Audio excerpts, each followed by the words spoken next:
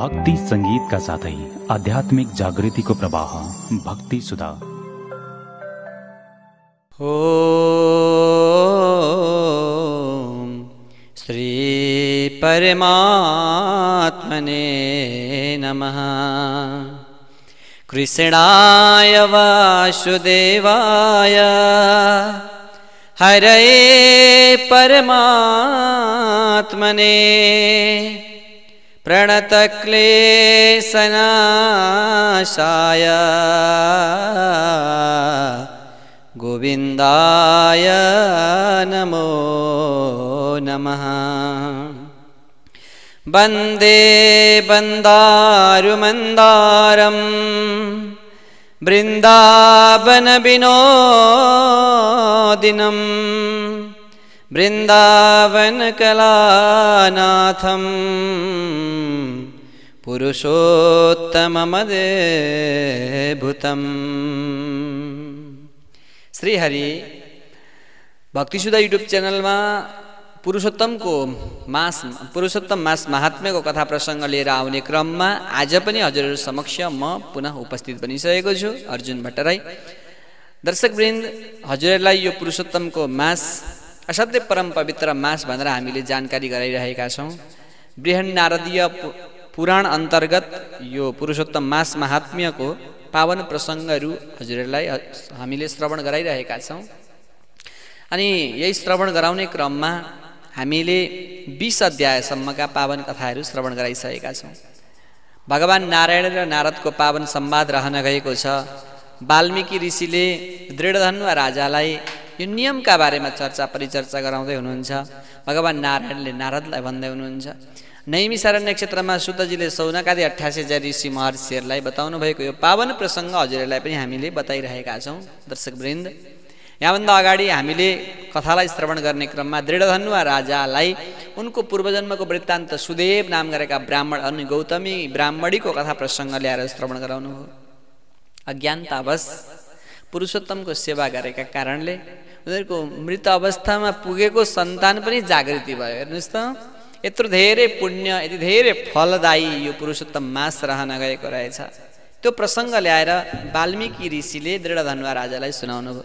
अनि दृढधन्वाले भने, ओहो, यति धेरै शक्ति रहेछ यो पुरुषोत्तम मासमा। हे ऋषि, हे मुनि, हजुरले मलाई यसको नियमका बारेमा बताइदिनुहोस् न। कुन देवताको पूजा गर्नुपर्छ, कसरी पूजा गर्नुपर्छ, के विधान छ यसको, सबै मलाई भन्नुहोस् न भन्दाखेरि यहाँ वाल्मीकि ऋषिले दृढधन्वा राजालाई भन्नुभयो, हे राजन, अवश्यमेव म तपाईँलाई सुनाउने छु, सुन्नुहोला भनेर नित्य कर्मका बारेमा चर्चा परिचर्चा गराउनु हो। गायत्रीको उपासनाका बारेमा चर्चा गर्नु हो। दर्शकवृन्द, तपाईँ हामीले नित्य कर्म प्रातः ब्रह्म मुहुर्तमा उठ्ने अनि त्यस पछाडि स्नान सन्ध्या उपासना गर्ने यो बारेमा चर्चा गर्नुभयो। हामीले यहाँभन्दा अगाडिको भागमा यो हजुरहरूलाई श्रवण गराएका थियौँ। प्रातः ब्रह्म मुहुर्तमा उठेर अझ ऋषि महर्षिहरूले, हाम्रा पूर्वजहरूले हामीलाई के सिकाउनु भयो भने हातको दर्शन गर्नुपर्छ भनेर भन्नुभयो। मैले अगाडिको भागहरूमा हजुरहरूलाई सुनाइसकेको थिएँ। हातको दर्शन किन गर्ने, हातमा के को निवास हुन्छ, अनि हातको दर्शन गर्दाखेरि के फाइदा हुन्छ, यो सबै मैले अगाडिको भागहरूमा हजुरलाई सुनाइसकेको छु। यसरी नित्य कर्मका बारेमा चर्चा परिचर्चा गराउनु भयो भनेर हामीले कथालाई विश्राम लिएका थियौँ। यहाँ वाल्मीकि ऋषि दृढधन्वालाई भन्नुहुन्छ, हे दृढधन्वा, अब म तपाईँलाई पूजनको विधानका बारेमा चर्चा परिचर्चा गर्नेछु। दर्शकवृन्द, तपाईँ हामी पनि नित्य पूजा गर्ने गर्छौँ। आफ्ना आफ्ना घरमा बिहान दियो बाल्छौँ, भगवानका ठाउँमा साफ सुग्घर गर्छौँ, यसो भगवानलाई ल्याएर पुष्प चढाउँछौँ, चन्दन अक्षता चढाउँछौँ।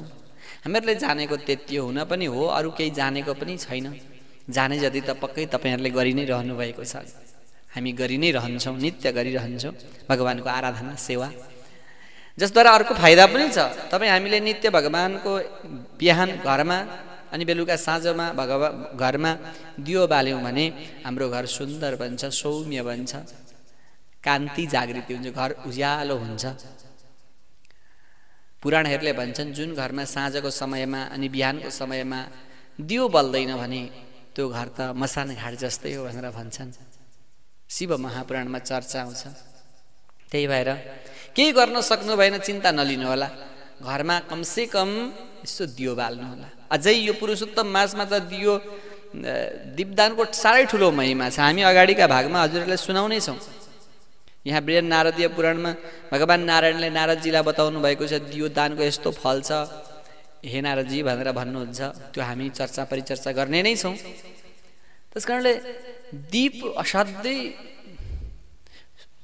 तपाईँ हामीले घरमा जलाउनु पर्ने विषय हो। नित्य घरमा बिहान बेलुका दियो बाल्नुपर्छ। जसरी दियोले उज्यालो बनाउँछ त्यसरी तपाईँ हाम्रो अन्तर्मनमा पनि प्रकाशको जागृति हुन्छ। सुसुप्त अवस्थामा रहेकी भक्ति जागृति भन्छ, आभा कान्तिको जागृति हुन्छ। त्यही भएर दियो बाल्नुपर्छ घरमा। हामी चर्चा गर्दैछौँ। यहाँ वाल्मीकि ऋषिले दृढधन्वालाई भन्नुभयो, हे दृढधन्वा, हे राजन, यसरी नित्य कर्म पश्चात म चर्चा गर्दै थिएँ। बिहानको समयमा गायत्रीको उपासना गर्नुपर्छ, सूर्य अर्घ्य दान गर्नुपर्छ, यो चर्चा परिचर्चा गरिसक्नुभयो। वाल्मीकि ऋषिले भन्नुभयो, हे रे राजन, त्यस पछाडि त्यो जुन पीठ वेदी बनाएर त्यसमा माथि दियो कलश गणेश स्थापना गरेर त्यहाँ बिचमा मण्डल निर्माण गरेर रेखी लगाएर अनि त्यसमा कलश स्थापना गरेर कलशस्य मुखे विष्णु कण्ठे रुद्र समाश्रित आदि मन्त्रहरूले कलशलाई अभिमन्त्रण गरेर त्यसमाथि थाली राखेर अनि थालीमा त्यहाँ मण्डलको निर्माण गरेर सुन्दर यन्त्र निर्माण गरेर अन्य यन्त्रमाथि भगवान कृष्ण सहित पुरुषोत्तम सहित भगवान पुरुषोत्तम सहित राधालाई स्थापना गर्नुपर्छ। दर्शकवृन्द, यो पुरुषोत्तम मासको देवता पुरुषोत्तम भगवानलाई त्यहाँ स्थापना गर्नुपर्दछ अनि पूजन गर्नुपर्छ, भगवानसँग प्रार्थना गर्नुपर्छ। यहाँ वाल्मीकि ऋषि भन्नुहुन्छ, प्रतिमालाई स्थापना गर्नुभन्दा अगाडि सबैभन्दा पहिला त्यो प्रतिमालाई आगोमा ढलाउनु पर्दछ, आगोमा तपाउनु पर्दछ। अकृतायाम प्रतिष्ठायाम प्राणानाम प्रतिमासु च, त्यो प्राण प्रतिष्ठा गर्नुभन्दा अगावै त्यो धातुलाई केवल अग्नि तारण गर्नुपर्दछ, आगोमा तपाउनु पर्दछ अनि त्यस पछाडि प्राण प्रतिष्ठा गर्नुपर्दछ। प्राण प्रतिष्ठा कर्तव्य तस्याम देवत्व सिद्धये। यहाँ भन्नुहुन्छ, कुनै पनि तपाईँ हामीले घरमा नित्य पूजा गर्दाखेरि हामी चाहिँ के गर्छौँ भने बजारबाट किनेर ल्यायो प्रतिमा अनि त्यत्तिकै राख्यो अनि भोलिदेखि पूजा गर्न थाल्यो। दर्शकवृन्द, त्यसो कहिले नगर्नुहोला। त्यसमा त देवताको निवास नै हुँदैन नि। विचार गर्नुहोस् त, प्राण प्रतिष्ठा गरेर मात्रै अनि त्यस पछाडि त्यहाँ स्थापना गरेर अनि नित्य पूजन गर्नुपर्दछ, अनि मात्र देवताको निवास हुन्छ। नभए त धातु धातु भइगयो नि, ढुङ्गो ढुङ्गो भइगयो नि, देवता खोइ त। विचार गर्नुहोस् त। त्यही भएर दर्शकवृन्द, हामीले नित्य पूजन गर्नुभन्दा अगाडि प्राण प्रतिष्ठा गर्नुपर्दछ प्रतिमाको। जबसम्म प्राण प्रतिष्ठा गरिँदैन तबसम्म धातु धातु हुन्छ, ढुङ्गो ढुङ्गो हुन्छ, शिला शिला हुन्छ। प्राण प्रतिष्ठा गरिसके पश्चात अनि त्यहाँ देवताको निवास हुन्छ। यसरी प्राण प्रतिष्ठा गर्नुपर्दछ। प्राण प्रतिष्ठा गर्दाखेरि एवं प्राणान् प्रतिष्ठाप्य ध्यायत् श्री पुरुषोत्तमम्। प्राण प्रतिष्ठा गरेर अनि हातमा पुष्प गरेर भगवानको ध्यान गर्नुपर्दछ। प्राण प्रतिष्ठा गर्दाखेरि त्यहाँ मन्त्रहरूको उच्चारण सहित प्राण छुने, प्राणमा छुनु पर्दछ, छातीमा छुने, शिरमा छुने, पाउमा छुने, त्यहाँ त्यसका नियमहरू रहन गएका छन्। बीज मन्त्रद्वारा अनि भगवानको त्यहाँ प्राण प्रतिष्ठा गर्नुपर्दछ। यसरी प्राण प्रतिष्ठा गरिसके पश्चात अनि प्रार्थना गर्नुपर्दछ। हे भगवान, शङ्ख चक्र गदा पद्मलाई धारण गर्नुभएको हे भगवान, सौम्य स्वरूप भएको, सुन्दर मणिमाणिक्यहरूले सुशोभित हुनुभएको, सारा संसारलाई आशीर्वाद दिनका निमित्त हजुरले दिव्य स्वरूपलाई धारण गर्नुभएको, सारा संसारको हित चाहनेवाला हे प्रभु, हजुरका चरणमा म परेको छु, मेरो वन्दनालाई स्वीकार गर्नुहोला। यसरी भगवानसँग प्रार्थना गर्नुपर्दछ। अनि प्रार्थना गरिसके पश्चात पूजाका क्रमहरू हुन्छन्। दर्शकवृन्द, पूजा राजोपचारद्वारा पनि पूजा हुन्छ, षोडशोपचारद्वारा पनि पूजा हुन्छ, पञ्चोपचारद्वारा पनि पूजा हुन्छ। केही सकिएन भने, केही भएन भने मानसिक पूजा पनि गर्न सकिन्छ। मानसिक पूजाको साह्रै ठुलो महत्त्व बताएको छ पद्म महापुराणमा। केही सकिएन मनद्वारा, हे भगवान हजुरलाई मैले यस्तो समर्पण गर्ने उस्तो सबै सामग्रीहरू निर्माण गरेर भगवानलाई मनै मन पूजा गर्न सकिन्छ, जसको सधैँ ठुलो महिमा छ। मानसिक पूजा पनि हुन्छ। वृद्ध वृद्ध आमाहरू भएपछि, बाबाहरू भएपछि, तपाईँ हामी पनि वृद्ध अवस्थातिर उन्मुख हुँदै गएपछि केही गर्न सकिँदैन। खाटमै बसेर अनि आँखा चिम्लेर मानसिक स्नान गरेर अनि भगवानका मन्दिरमा गएर अनि भगवानको यजन पूजन गर्न सकिन्छ। मानसिक त सबै कुरा चढाउन सक्यो नि, सबै कुरा गर्न सक्यो। मनै मन भगवानको सेवा गर्नुपर्छ। यहाँ षोडशोपचारको विधान बताउनुहुन्छ वाल्मीकि ऋषिले। षोडशैरुपचारैस्ता पूजयेत् पुरुषोत्तमम्। पुरुषोत्तम भगवानको षोडशोपचारद्वारा पूजन गर्नुपर्दछ। पूजन गर्दाखेरि दिव्य आसन आह्वान गर्नुपर्दछ। हे भगवान, हजुर आएर यो यहाँ आउनुहोला, हजुरलाई म आह्वान गर्न चाहन्छु, राधिका सहित भएर आउनुहोला है प्रभु, अनि मेरो पूजनलाई ग्रहण गर्नुहोला, स्वीकार गर्नुहोला। हे भगवान, हजुरलाई मैले आह्वान गर्दैछु भनेर ओम श्री राधिका सहित पुरुषोत्तमाय नमः भनेर आह्वान गर्नुपर्छ। अनि आह्वान गरेर आसन ओछ्याउनुपर्छ। तपाईँ हामी पूजा गर्दाखेरि यसो कुसको कुडको राखिदिनुहोस् भन्नुहुन्छ नि गुरुहरूले, त्यस्तै आसन ओछ्याउनुपर्छ। आसन ओछ्याउँदाखेरि कुसको कुडका राख्दा पनि हात जोडेर भगवान, हातमा पुष्प लिएर अनि हात जोडेर भगवानसँग प्रार्थना गर्नुपर्दछ। र नाना रत्न समायुक्तम कार्तस्वर विभूषितम् आसनं देवदेवेश गृहाण पुरुषोत्तम। हे पुरुषोत्तम, हे भगवान, हजुरलाई म आसन समर्पण गर्दैछु। हे देवदेवेश, हे पुरुषोत्तम, अनेक रत्नहरूले सज्जित भएको यो दिव्य आसन मैले मनै मन सुन्दर सुनको आसन हजुरलाई भेट समर्पण गर्दैछु। भगवान, यो आसनमा हजुर बस्नुहोस्, राधिका सहित हजुर यो आसनमा निवास गर्नुहोला भनेर आसन जब समर्पण गर्नुपर्छ अनि भगवानलाई स्नान गराउनु पर्दछ। स्नान गराउँदाखेरि पाद्य, अर्घ्य, आचमनीय स्नान यी आदि द्वारा भगवानलाई स्नान गराउनुपर्छ। स्नानको प्रकरण हो दर्शकवृन्द।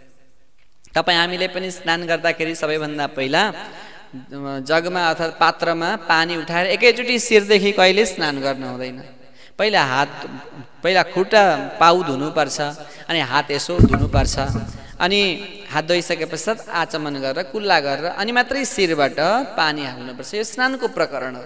तपाईँ हामी चाहिँ जान्दैनौँ, अनि जगमा पानी उठायो माथि शिरबाट हाल्यो, कहिले पनि गर्नु हुँदैन दर्शकवृन्द। यसरी स्नान गराउनुपर्छ भगवान। तपाईँ हामीले पूजाद्वारा पनि तपाईँ हाम्रो जीवनचर्या पनि जान्न सकिन्छ नि, विचार गर्नुहोस् त। यसरी स्नान गर्नुपर्दछ, स्नान गराउनु पर्दछ। अनि पाद्य, अर्घ्य, आचमनीय, पञ्चामृत समर्पण गरिसके पश्चात फेरि आचमनीय जल, फेरि आचमन गराउनुपर्छ भगवानलाई। आचमनीय जल समर्पण गर्नुपर्दछ। अनि त्यस पछाडि जब स्नान भइसक्छ भगवानलाई स्नान यदि सक्नुभयो भने त्यो भगवानको प्रतिमालाई एउटा सानो कटोरीमा राख्नुहोला। अनि कटोरीमा राखेर यी सबै स्नान गराउनु होला। अनि स्नान गराइसके पश्चात त्यो कटोरीबाट निकाल्नु होला। अनि निकालिसके पश्चात भगवानलाई पुस्नु होला, सुन्दर पुस्नु होला। अनि त्यो यन्त्रमा राख्नु होला। यन्त्रमा राखिसके पश्चात अनि त्यस पछाडि पुनः वस्त्र समर्पण गर्नु होला। तपाईँ हामीले वस्त्र समर्पण गर्दाखेरि सुन्दर रेशमी वस्त्र भगवानलाई समर्पण गर्नुपर्छ। दर्शकवृन्द, विचार गर्नुहोस् त, तपाईँ हामीले आफूले लगाउनका निमित्त राम्रा राम्रा रेशमी वस्त्रहरू ल्याउँछौँ, तर पूजा गर्दाखेरि देवी देवताहरूको पूजा गर्दाखेरि चाहिँ तपाईँ हामी च्यातचुते कपडा भनेर अलिक हेपेर ल्याउँछौँ। विचार गर्नुहोस् त, तपाईँ हामीले भगवानको जसरी जुन हिसाबले भगवानको आराधना गऱ्यौँ, पूजा गऱ्यौँ, हामीलाई फल पनि त त्यस्तै लाग्छ। त्यसकारणले सुन्दर वस्त्र ल्याएर भगवानलाई समर्पण गर्नुहोला। यहाँ भन्नुहुन्छ पीताम्बरयुगं देव सर्वकामार्थसिद्धये मया निवेदितं भक्त्या गृहाण सुरसत्तमा। हे भगवान, हे देव, हजुरलाई मैले यो वस्त्र समर्पण गर्दैछु, समस्त इच्छा पूर्ति होस् भन्नका लागि यो पीताम्बर वस्त्र भक्तिपूर्वक मैले हजुरलाई समर्पण गरेको छु। हे देवताका पनि देवता भगवान, हजुरले स्वीकार गर्नुहोला भनेर वस्त्र समर्पण गर्नुपर्छ। वस्त्र समर्पण गरिसके पश्चात तपाईँ हामीले पनि लुगा लगाइसके पछाडि यसो हात धुन्छौँ नि, त्यस्तै भगवानलाई पनि आचमन जल चढाउनु पर्दछ। अनि त्यस पछाडि चन्दन लगाइदिनुपर्छ। दर्शकवृन्द, तपाईँ हामी भगवानको सेवा गर्दाखेरि, भगवानको पूजा गर्दाखेरि ल चन्दन चढाउँ भन्दा यसो अम्लामा जति आउँछ यसो छर्किन्छौँ। मन्दिरमा जान्छौँ, तपाईँ हामीले यसो विचार गर्नुपर्छ, मन्दिरमा पनि मूर्तिमा सबै चन्दन, वरिपरि चन्दनै चन्दन लागेको हुन्छ। चन्दन अक्षता भनेको त लगाउने कुरा हो नि दर्शक, त्यही भएर चन्दन लगाइदिनुपर्छ भगवानलाई, अक्षता पनि लगाइदिनुपर्छ। अनि यदि हजुरसँग छ भने एउटा सुन्दर पुष्पको माला भगवानलाई समर्पण गर्नुपर्दछ। जब यसरी पुष्पको माला पुष्पहरू समर्पण गरिसके पश्चात त्यस पछाडि भगवानको अङ्ग पूजा हुन्छ। यहाँ वाल्मीकि ऋषि भन्नुहुन्छ, हे दृढधन्व, त्यस पछाडि भगवानको अङ्ग पूजा गर्नुपर्दछ। नन्दात्मजो यशोदायास तनयः केशिसूदनः भुवारो तारकस्तैव यनन्तो विष्णुरूपधृक्। भगवानको जुन अङ्ग पूजा गर्दाखेरि चन्दन अक्षता सहित पुष्पले भगवानको पूजन गर्नुपर्दछ। ओम नन्दात्मजाय नमः, ओम यशोदातनयाय नमः, ओम केशिसूदनाय नमः, ओम भुवारोत्तारकाय नमः, ओम अनन्ताय नमः, ओम विष्णुरूपधारिणे नमः, ओम प्रद्युम्नाय नमः, ओम अनिरुद्धाय नमः, ओम श्रीकण्ठाय नमः, ओम सकलास्त्रधारिणे नमः, ओम वाचस्पतये नमः, ओम केशवाय नमः, ओम सर्वात्मने नमः। यसरी भगवानका नामहरूको उच्चारण गर्दै नमः शब्द लगाउँदै भगवानको दिव्य अङ्ग, भगवानका अङ्ग प्रत्यङ्गहरूको पूजन हो। दर्शकवृन्द, यो अङ्ग पूजा गर्नुपर्छ। तपाईँ हामीले नित्य घरमा पनि यदि पूजन गर्छौँ भने यही विधानका साथमा पूजन आराधना गर्नुपर्दछ। यहाँ भन्नुहुन्छ वाल्मीकि ऋषि, यसरी पहेँलो चन्दन अक्षता सहित पुष्प लिएर भगवानको प्रत्येक अङ्ग पूजा गर्नुपर्छ। पूजयत पुरुषोत्तमम, पुरुषोत्तम भगवानको पूजन आराधना गर्नुपर्दछ। त्यस पछाडि धूप लगाउनु पर्दछ। यदि सकिन्छ भने दर्शकवृन्द, ग्रन्थले भने बमोजिम त गाईको सुकेको गुइठा हुन्छ नि, गाईको सुकेको गुइठामा गाईकै घिउ धूप लगाउनु पर्छ। यदि सकियो त्यस्तो मिलाउन वातावरण सृजना गर्न सकियो भने भरिसक्कै त्यसो गर्नु होला। होइन केही पाइएन भने हिजो आज बजारमा अगरबत्ती छँदैछन्, ती अगरबत्ती भए पनि धूप लगाउनु पर्दछ। अनेक प्रकारका वनस्पतिका रसहरूले युक्त भएको असाध्यै सुन्दर बास्ना आउने यो धूप म हजुरलाई समर्पण गर्दैछु। हे भगवान, हजुरले यो धूपलाई स्वीकार गर्नुहोला भनेर यसरी भगवानलाई धूप लगाउनुपर्छ। त्यस पछाडि दियो बाती बाल्नुपर्छ, दीप समर्पण गर्नुपर्छ। हात जोडेर भन्नुपर्छ, त्वं ज्योति सर्वदेवानां तेजसां तेजवोत्तमम् आत्मज्योते परं धाम दीपोऽयं प्रतिगृह्यताम्। हे भगवान, हजुर त समस्त देवताहरूलाई पनि ज्योति प्रदान गर्नेवाला हुनुहुन्छ। ज्योतिका पनि ज्योति त हजुर हुनुहुन्छ भगवान। यस्ता हजुरलाई म एउटा अकिञ्चन यो दीप समर्पण गर्दैछु। यसरी दीप समर्पण गर्नुपर्छ। अनि धूप दीप लगाइसके पश्चात दर्शकवृन्द हात धुनुपर्छ, जुठो हुन्छ हात।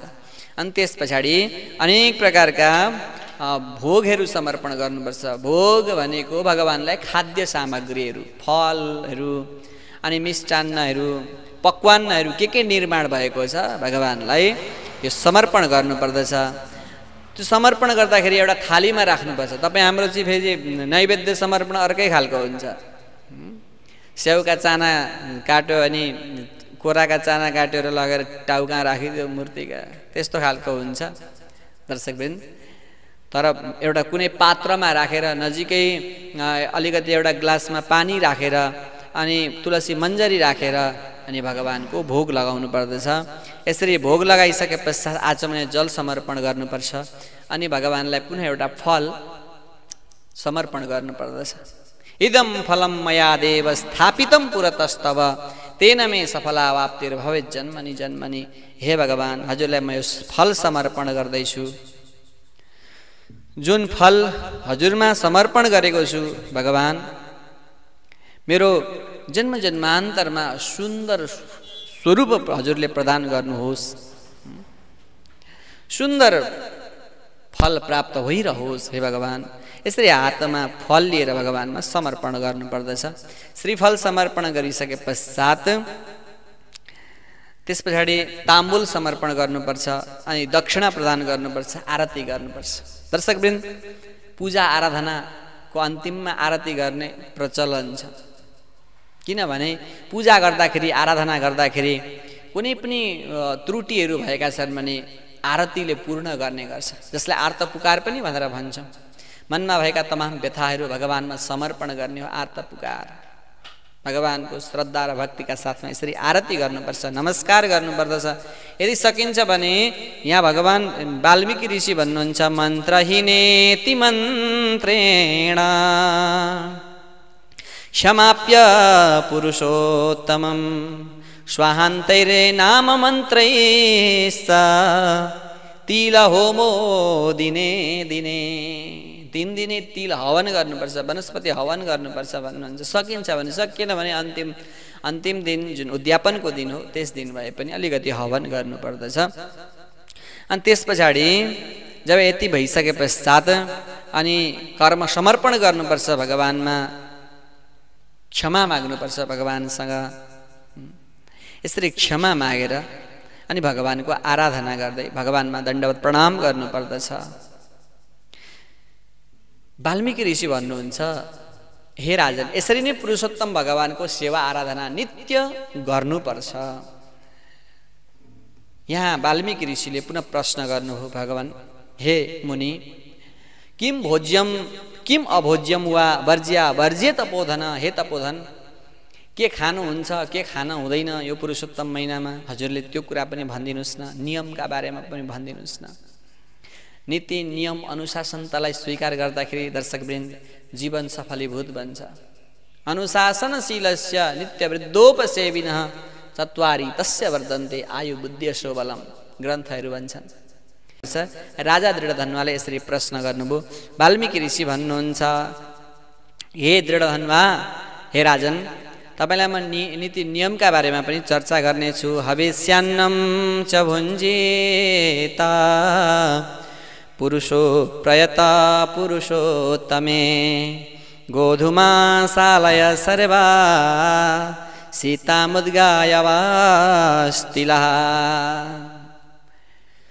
वाल्मीकि ऋषिले भन्नुभयो, हे राजन, यदि भविष्यलाई स्वीकार गरेर अनि यो व्रतलाई थाल्नु पर्दछ, भविष्य स्वीकार गर्नुपर्दछ। त्यस्ता तामसिक पदार्थहरू राजसिक पदार्थहरू केही पनि स्वीकार गर्नु हुँदैन। राजमासादिकम चैव राजिकाम मादकम तथा। यहाँ भन्नुहुन्छ राजमाहा भटमास त्यस्ता हुन्छन् नि, हो त्यस्ता आमिष पदार्थहरू पनि स्वीकार गर्नु हुँदैन। अनि राजिकाम मादकम तथा मादक पदार्थहरू पनि स्वीकार गर्नु हुँदैन भगवानको आराधना गर्दाखेरि। दर्शकवृन्द, यो पुरुषोत्तम मासको मात्रै उपासनाको विषय होइन। यदि हजुरहरू आइतबार सोमबार आदि 7 बारको कोही व्रत लिनुहुन्छ, कोही एकादशीको व्रत लिनुहुन्छ, कोही पूर्णिमाको व्रत लिनुहुन्छ, यो व्रत लिनेवालाले यी आदि नियमहरूलाई अपनाउनु पर्दछ। यहाँ भन्नुहुन्छ, द्विदलम तिल तैलम च तथान्नम शल्यदूषितम। द्विदलवाला पदार्थ खानु हुँदैन, तिल तैलम च, तिलको तेल खान हुँदैन, तोरीको तेल खान हुँदैन।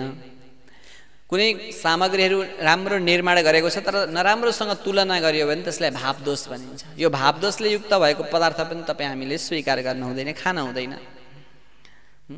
राम्रो पदार्थ बनाएको छ, नराम्रो शब्दले बोलेको छ भने त्यस्तालाई पनि शब्द दोष भनिन्छ। त्यस्ता शब्द दोषले युक्त भएको कुराहरू पनि वर्जित गरिएको छ। अर्काको अन्नलाई स्वीकार गर्नु हुँदैन। परदेशम परित्यजित, टाढा टाढा कहीँ जानु पनि हुँदैन। यहाँ भन्नुहुन्छ देववेद द्विजानां च गुरुगोव्रतीनां तथा स्त्रीराज महतां निन्दां पर्जयेत् पुरुषोत्तमे। देवी देवताहरूको उपहास गर्नु हुँदैन, वेदको निन्दा गर्नु हुँदैन, गुरुहरूको निन्दा गर्नु हुँदैन, व्रतको निन्दा गर्नु हुँदैन, अनि त्यसमा पनि आमा दिदीबहिनीहरूको कहिले निन्दा गर्नु हुँदैन, नित्य सम्मान गर्नुपर्छ। दर्शकवृन्द, कता कता हाम्रो धर्मग्रन्थ अध्यात्मले, हाम्रो पूर्वीय दर्शनले महिलाहरूलाई हेपेको छ, तल बनाएको छ भन्ने पनि सुन्न पाइन्छ। तर याद गर्नुहोस्, यो दर्शनले, पूर्वीय दर्शनले कहिले पनि आमा दिदीबहिनीहरूलाई तल बनाएको छैन, नित्य माथि राखेको छ, सधैँ सम्मान गर। यहाँ स्त्री राजा महताम निन्दा, आमाहरूको कहिले निन्दा गर्नु हुँदैन भनेर चर्चा आयो। हेर्नुहोस् त, यहाँ पुरुषहरूको पनि त चर्चा आउँथ्यो होला, तर आएन। यहाँ आमाहरूलाई नित्य सम्मान गर्नुपर्दछ, निन्दा कहिले गर्नु हुँदैन भनेर यहाँ वाल्मीकि ऋषिले भन्नुभयो। ब्रह्मचर्यमा रहनु पर्दछ, अनि भुइँमा सुत्नु पर्दछ, शयन गर्नुपर्दछ, पत्तामा भोजन गर्नुपर्दछ। चतुर्थ काले भुक्तिम च प्रकुर्यात् पुरुषोत्तमे, यहाँ भन्नुहुन्छ भरिसक्के भयो भने दिनको चौथो प्रहरमा मात्रै एकचोटि भोजन गरेर भगवानको सेवा गर्नुहोला। पलाण्डुम लसुनम मुस्ताम छत्राकम गृञ्जनम तथा, यो व्रत लिएका समयमा प्याज, लसुन, मुला, त्यसै गरेर च्याउ यी आदि खानु हुँदैन। वर्जयत पुरुषोत्तमे, यो पुरुषोत्तम महिनामा यी सबैलाई वर्जित गरिएको छ। शुद्ध सात्विक भोजनलाई ग्रहण गर्नुपर्दछ, सात्विक फलहरूलाई स्वीकार गर्नुपर्दछ, जसले गर्दाखेरि मन मस्तिष्क पनि सात्विक बन्छ। जस्तो खाद्य पदार्थ स्वीकार गर्यौँ नि दर्शकवृन्द, तपाईँ हाम्रो भावना मन मस्तिष्क पनि त्यस्तै बन्छ। यथा अन्न तथा मन ग्रन्थहरू भन्छ। जस्तो अन्न भयो त्यस्तै हुन्छ तपाईँ हाम्रो कार्य कर्महरू पनि। त्यही भएर विहारलाई शुद्ध बनाउनका निमित्त आहार शुद्ध हुनुपर्दछ। यी नीति नियमका साथमा सात्विक भएर रहेर ब्रह्मचर्यमा रहेर भगवान पुरुषोत्तमको उपासना गर्नुपर्दछ। नियमेन बिना राजन फलम नैवाप्नुयाद व्रती, व्रतीले, व्रत लिनेवाला उपासकले, साधकले यो नीति नियमलाई अपनाएर मात्रै व्रत पूर्ण हुने गर्दछ। यदि नीति नियमलाई परित्याग गर्यो भने त्यो व्रत कहिले पनि पूर्ण हुँदैन। नैवाप्नुयात व्रती, कहिले पूर्ण हुँदैन, यहाँ वाल्मीकि ऋषिले भन्नुभयो। त्यही भएर व्रत श्रद्धा भक्तिका साथमा, नीति नियमका साथमा यो व्रतलाई प्रारम्भ गर्नुपर्छ। यो पुरुषोत्तम मासमा व्रत लिएका समयमा दर्शकवृन्द, भगवानको आराधना गरेका समयमा श्रद्धा भक्तिका साथमा श्रीमद् भागवतम भक्त्या श्रोतव्यम पुरुषोत्तमे तत्पुण्यम वचसा वक्तुम विधातापि न शक्नुयात्। यहाँ भन्नुहुन्छ यो व्रत लिएका समयमा श्रीमद् भागवत महापुराणको भक्तिपूर्वक कथाहरूलाई श्रवण गर्नुपर्छ, पाठहरूलाई श्रवण गर्नुपर्दछ। यदि यति कार्य गर्यो भने त त्यसको पुण्यलाई म भन्न सक्दिनँ भनेर ब्रह्माजी स्वयं भन्नुहुन्छ।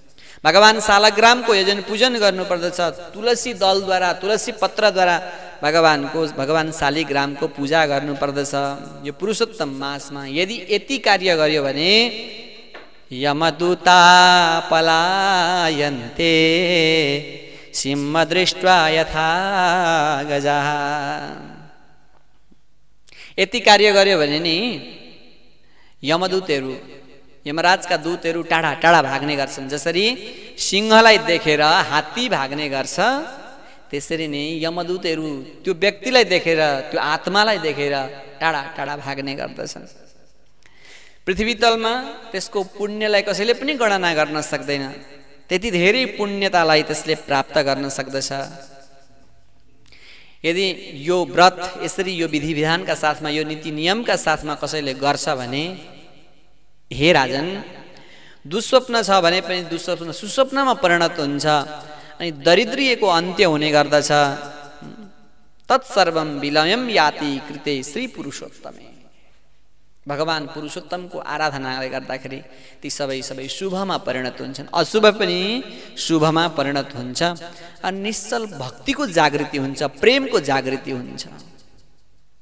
हे राजन, एवं यो विधिना राजन कुर्यात् श्री पुरुषोत्तमं सहस्रवदनो नालं तत्फलं भक्तुमञ्जसा। वाल्मीकि ऋषि भन्नुहुन्छ, हे राजन, जुन पुरुषोत्तम भगवानको यो तरिका यो नीति नियमका साथमा जसले आराधना गर्छ भने त्यसको फल त हजार फणा भएका शेष नागले पनि तत्फलम भक्तुमञ्जसा त्यो फललाई पनि भन्न सक्दैनन् भने हामी एउटा मुख भएका व्यक्तिले कति वर्णन गरौँला र। हे राजन, त्यस कारणले त्यति धेरै फल त्यहाँ त्यो पुरुषोत्तम भगवानको सेवा गर्नाले प्राप्त गर्न सकिन्छ भनेर वाल्मीकि ऋषिले दृढ धन्वालाई भन्नुभयो। अनि त्यही कुरा भगवान नारायणले नारदजीलाई बताउनुभयो, हे नारदजी, पुरुषोत्तम भगवानको आराधनामा पुरुषोत्तम भगवानको सेवामा यति धेरै शक्ति यति धेरै फल रहन गएको छ। त्यसकारणले यो नीति नियमका साथमा यही विधि विधानका साथमा भगवान पुरुषोत्तमको सेवा आराधना पूजा आराधना अनि व्रत गर्नुपर्छ भनेर भगवान नारायणले नारदलाई, वाल्मीकि ऋषिले दृढ धन्वालाई अनि नैमिषारण्य क्षेत्रमा सुतजीले सौनक आदि 88,000 ऋषि महर्षिहरूलाई यो 22औं अध्यायमा भगवानको उपासनाका बारेमा नीति नियमका बारेमा चर्चा परिचर्चा गर्नुभयो। दर्शकवृन्द, सोही चर्चा परिचर्चा आजको बसाइमा हामीले पनि गर्यौँ। हजुरहरूलाई यिनै पावन प्रस्तुतिहरू हामीले केलायौँ। यिनै पावन प्रस्तुतिका साथसाथमा यहाँभन्दा अगाडिका प्रसङ्गहरू लिएर पुनः अगाडिको भागमा आउने नै छौँ भन्ने यिनै बाचाका साथमा यो बसाइबाट अहिलेका लागि म बिदा हुन चाहन्छु। हवस् त, श्री हरि।